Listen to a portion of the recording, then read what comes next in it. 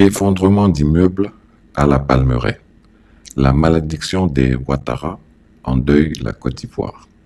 Ado couvre son neveu et charge le général Apalo. Chers abonnés, cela fait quelques jours que je ne suis pas ressorti du bois pour vous parler de certains scandales de la République. En attendant que votre investigateur préféré reprenne la plume, je continue mon intérim durant sa convalescence. Je viens donc vous parler aujourd'hui du dernier scandale qui secoue actuellement la Ouattari, qui vous fera dresser les cheveux sur la tête. En effet, c'est avec effroi que les réseaux sociaux ont diffusé, le vendredi 30 juin, une vidéo rapportant un effondrement d'immeuble entre 11h et midi autour du chantier de Bessikwa-Bellecour, situé dans un sous-quartier de la Palmeraie dénommé Djorobité, dans la commune de Cocody. Monsieur, tout un immeuble R+5 vient tout juste de s'effondrer. Vous pouvez voir même la poussière encore. La poussière, tout un immeuble. L'immeuble juste en face de moi, il était en construction R+5. Il y a des gens dedans en train de travailler. L'immeuble vient tout juste de s'écrouler. Ça fait même pas une minute. Tout l'immeuble R+5 vient de s'écrouler comme ça. Le bilan provisoire faisait cas de 9 blessés évacués dans les hôpitaux les plus proches du lieu de l'accident. Dans les heures qui suivirent, l'horreur fit place à la colère. Plus de 8 personnes restaient coincées sous les décombres de ce R+6, mais pire, il s'était effondré sur une maison de 2 pièces appartenant à M. Serge Auré. Si on connaît le nom du propriétaire de ces 2 pièces, le propriétaire du R+6 reste inconnu au bataillon. Après les effondrements à répétition d'immeubles en Côte d'Ivoire depuis 10 ans et constatant les fausses promesses du gouvernement pour que cela s'arrête, la colère des Ivoiriens se dirigeait, une fois de plus, vers Bruno Bonnabagné-Koné, ministre de la Construction. Celui-ci s'est alors empressé de pondre un communiqué au nom de son ministère. Permettez que je vous le lise tout en vous faisant défiler les photos de la construction de ce R+6 du début jusqu'à l'effondrement. Communiqué du ministère de la Construction, du Logement et de l'Urbanisme suite à l'effondrement d'un immeuble R+6 en construction à Bessikwa-Bellecour dans la commune de Cocody. Le vendredi 30 juin, aux environs de 11h, une alerte parvenue à nos services faisait état de l'effondrement d'un immeuble R+6 en construction à Bessikwa-Bellecour dans la commune de Cocody. La plateforme collaborative de contrôle des constructions, PCCC, a immédiatement diligenté une équipe sur les lieux à l'effet de s'enquérir de la situation. Les premiers constats ont révélé qu'il s'agit de l'effondrement d'un immeuble R+6 non autorisé en cours de construction. Le bilan provisoire de ce drame fait état de 8 morts et 9 blessés évacués d'urgence dans un établissement sanitaire. Il importe de souligner que ce chantier non autorisé a fait l'objet de nombreux contrôles par nos services, et ce, depuis 2021, via de multiples injonctions d'arrêt des travaux notifiés au maître d'ouvrage, c'est-à-dire le propriétaire. Ce sont un procès-verbal de constat d'infraction notifié le 6 septembre 2021, un procès-verbal de poursuite des travaux notifié le 13 décembre 2021. Suite à la notification du procès-verbal de poursuite des travaux, nos services ont constaté un arrêt effectif des activités sur le chantier. Cependant, le 24 mai 2023, nos équipes ont pu à nouveau constater une reprise illégale et non autorisée des travaux de construction de l'immeuble, atteignant cette fois-ci le 6e étage. Une convocation a alors été notifiée sur le chantier, à laquelle le maître d'ouvrage n'a pas daigné répondre, jusqu'à ce que survienne, le vendredi 30 juin 2023, l'effondrement de l'immeuble.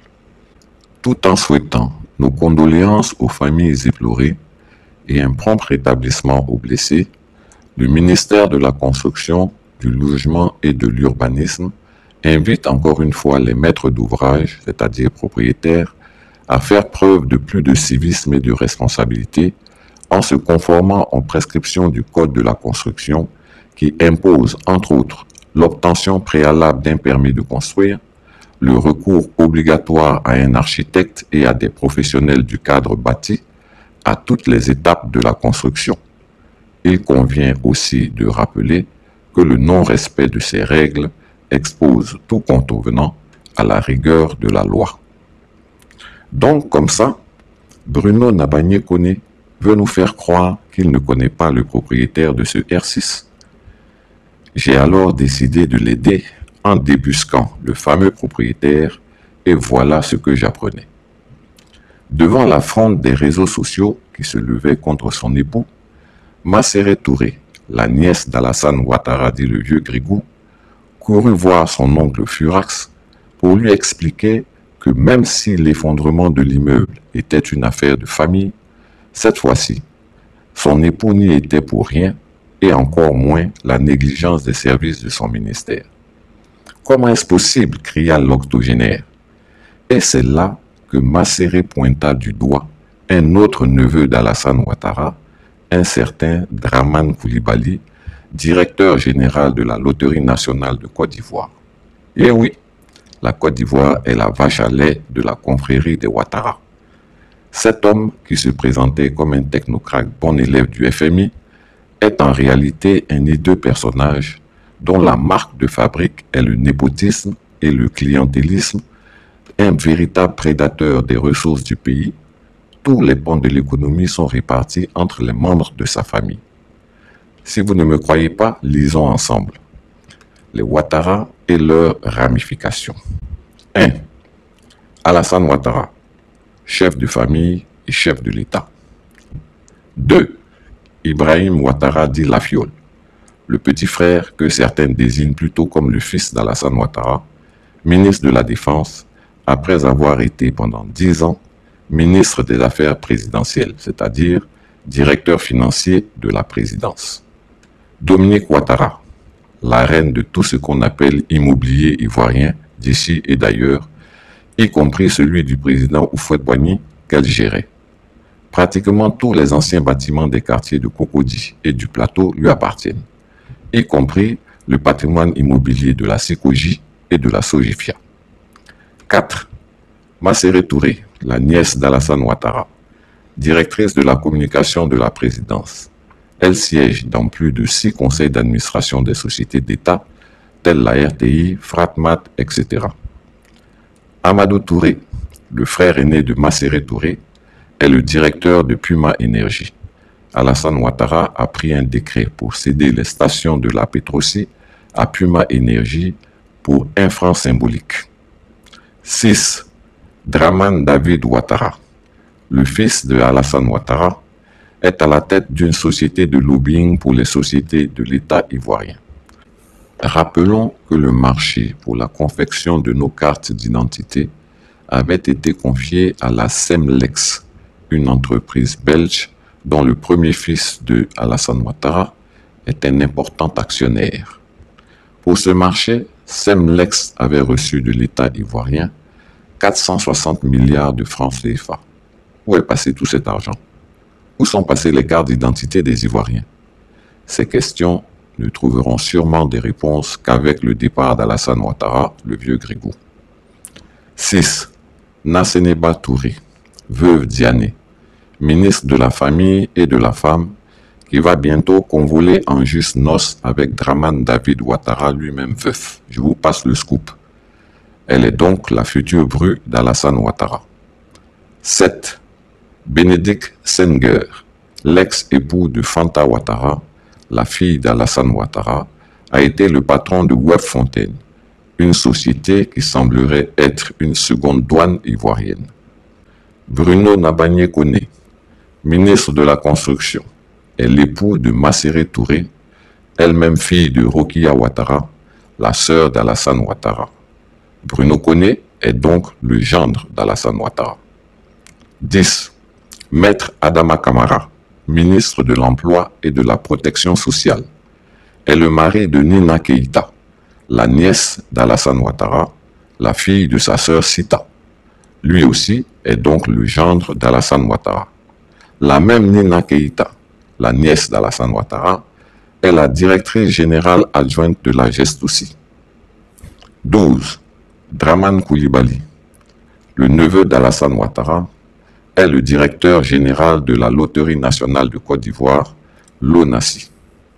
13. Loïc Folorou, le fils de Dominique Ouattara, règne sur le cacao ivoirien, sur l'anacarde et la filière de la noix de cajou. Jamais un président n'était allé aussi loin dans le vol des biens de l'État. Mais revenons à nos moutons.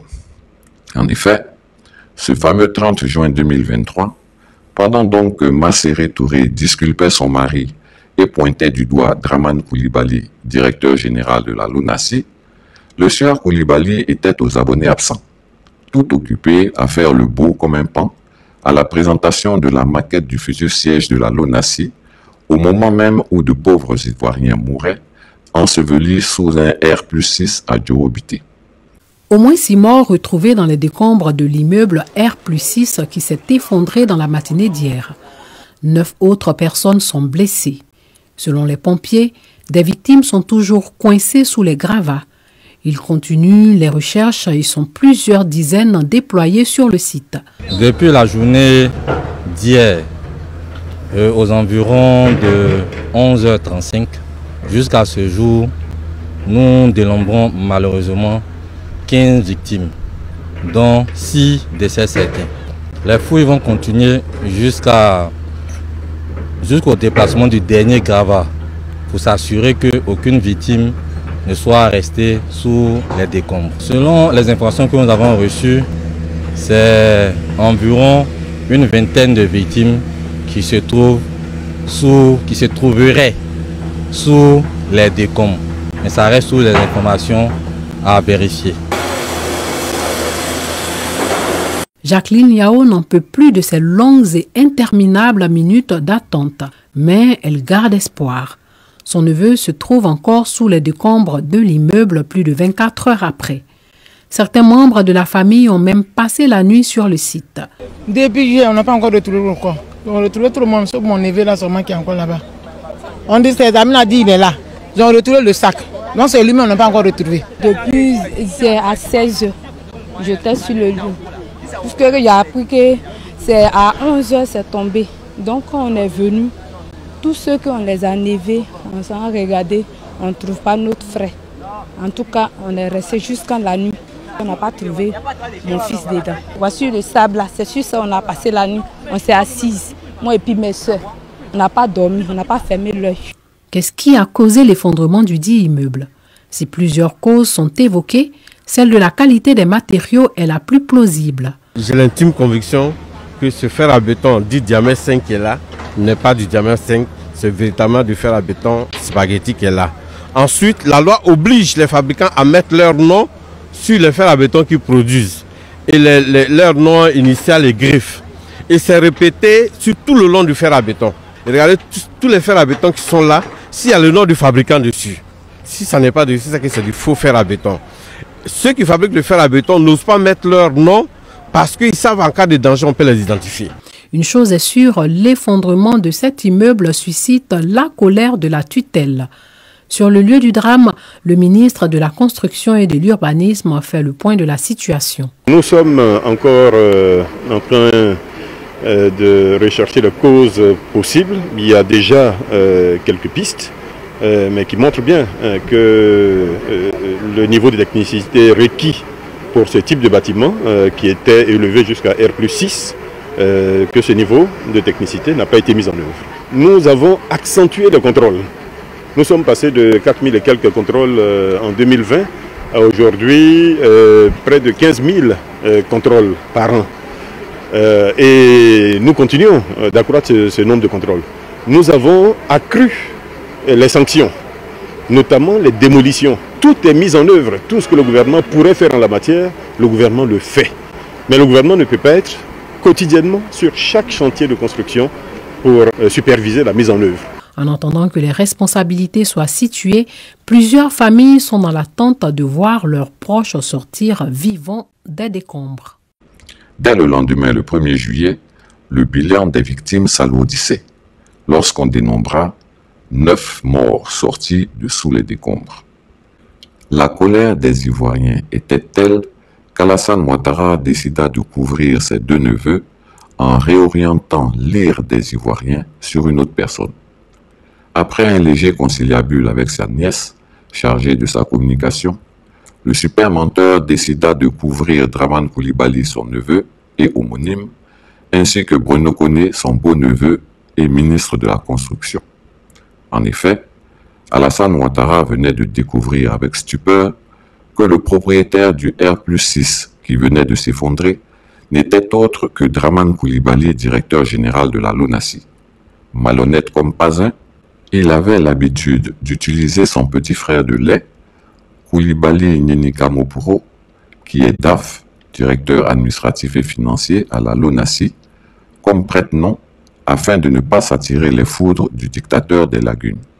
Mamadou Dosso, responsable d'un garage automobile à proximité de l'immeuble effondré à la Riviera Palmeraie la semaine dernière, est toujours sous les chocs. Il a encore le souvenir amer du décès de son meilleur ami, un aide-maçon. Je suis vraiment sur le choc. Quand je viens au travail, quand je pense à mes amis, je n'arrive pas à travailler. Et puis où il y a eu le dégât même là, c'est juste à cause de mon garage. On savait que je n'ai pas l'amour de travailler. J'ai perdu au moins 2 amis, mais mon gars même qui s'approchait de mon garage, c'est lui-même qui est resté dedans. On a cotisé, on a fait sa photo. Alors, comme c'est un ami, une seule personne pouvait faire, mais on a fait ça ensemble pour lui montrer qu'on l'aimait. Oriane Benebra, elle peine à garder sa sérénité et espère que justice sera rendue pour les parents des victimes. Elle habite une maison non loin du lieu du drame. On ne s'attendait pas à ça. Penser que du jour au lendemain, on peut se retrouver comme ça sous les décombres, venir mourir, franchement ça fait un choc. Ça fait bizarre de venir le matin et puis de constater qu'il n'y a plus rien juste. Voilà, savoir que des gens sont morts, c'est quand même terrible. Parce que j'ai vu des gens, j'ai vu même une femme ici qui pleurait, un monsieur qui dit « Ah, il y a mon petit frère en dessous ». Il y a même un monsieur qui a appelé, il était sous les décombres. Il a appelé vers 22 h, je crois le jour J même, pour dire « Venez m'aider, je suis en bas », un de ses amis. Le temps que le monsieur arrive pour informer les gens, quand on le rappelle, il ne décroche plus. Et c'est quand même effrayant. On espère que ce genre de choses-là ne se reproduira plus et que l'État va prendre ses dispositions. Le président du collectif des victimes en Côte d'Ivoire, Isiaka Diaby, était sur place aujourd'hui. Il promet mener des actions auprès des autorités compétentes en vue d'éventuelles réparations.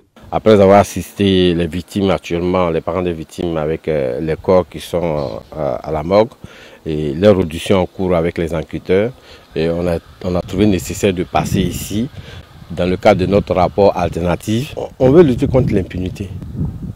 Il n'y a que la justice répressive et réparatrice qui peut mettre fin à ces genres de situations.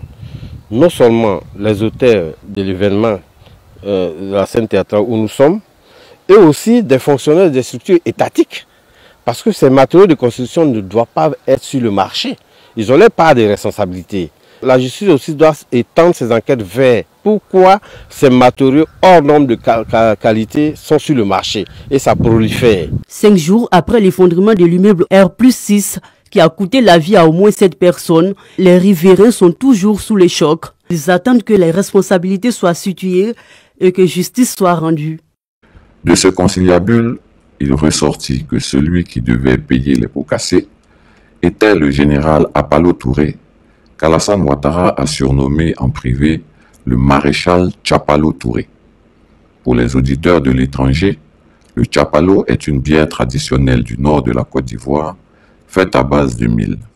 Je reviendrai sans doute dans quelque temps sur la raison pour laquelle le général Apalo Touré fut accusé de cette façon mensongère, ainsi que les véritables raisons cachées derrière les achats intempestifs de terrains et de bâtiments à Cocody, à la Riviera Golf et derrière la construction du nouveau siège de la LONASI qui obligerait l'institution à quitter l'endroit actuel qu'elle occupe.